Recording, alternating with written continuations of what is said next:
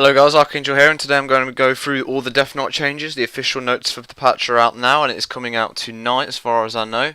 And we'll start off here. Death Siphon now heals for 100% of the damage dealt, which was 100%. I don't think it's going to be usable still, though some blood decos might use it, but the death pact is too good for that. Conversion now costs 5 runic power plus 5 per second thereafter, down from 10 runic power plus 10 per second.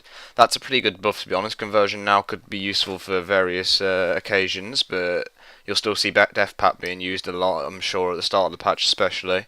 Death Knights now maintain the same health percentage when switching in and out of Blood Presence. That's great for Frost and Unholy Death Knights, because it's now technically a heal going into Blood Presence, although they'll still be on the same percentage of health. So that's really nice, especially for PvP. When you get caught out in Frost or Unholy Presence, you can get a little heal going once you get into Blood Presence. Both the Death Knight diseases now deal 15% more damage. Big buff, especially for Unholy there, since most of their damage comes from their diseases in, say, RBGs because of the AoE. So that's a nice buff there for the Death Knights that I'd say they wouldn't really need, to be honest. The data disease damage is pretty good anyway. And another big buff, Strangulate cooldown has been halved to 60 seconds. That's really nice for all Death Knights there. And also Asphyxiate, the cooldown, has also been halved from 1 minute to 30 seconds, probably making Asphyxiate a lot more viable now. That every 30 seconds you get a 6-second stun, I think it is, and yeah, that's really nice there. And blood change here. Blood Parasite now summons Bloodworms with 15% of Death Knight's health, was 18%, so they have less health now, and the Blood Burst from those now heals for 25% per stack of Blood Gorge, was 30% per stack, so a little nerf for the Blood Parasites and the Blood Death Knights, so as far as I know there.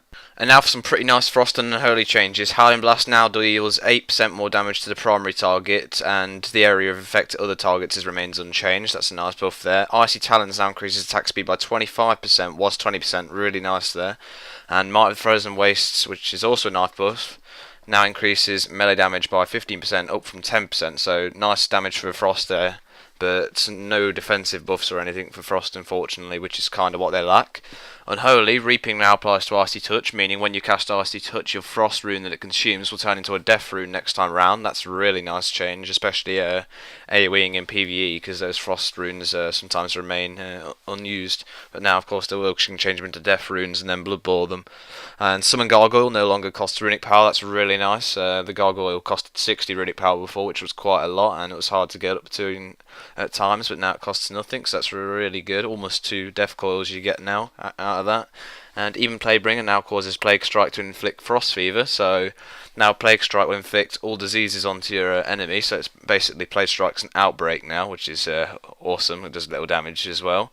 But you're going to be using Icy Touch, of course, to apply your Death Runes anyway, so I don't know, it's a good change, but you're still going to be using Icy Touch anyway. And we'll finish off to a little buff with Scourge Strike, which increases the damage of Scourge Strike by 3.8% more damage. Not going to notice that too much, but it is a buff, so I'm including it in the notes here. Thank you everyone for watching this, and I hope you all enjoy 5.2 with raiding and PvPing, and I'll see you soon.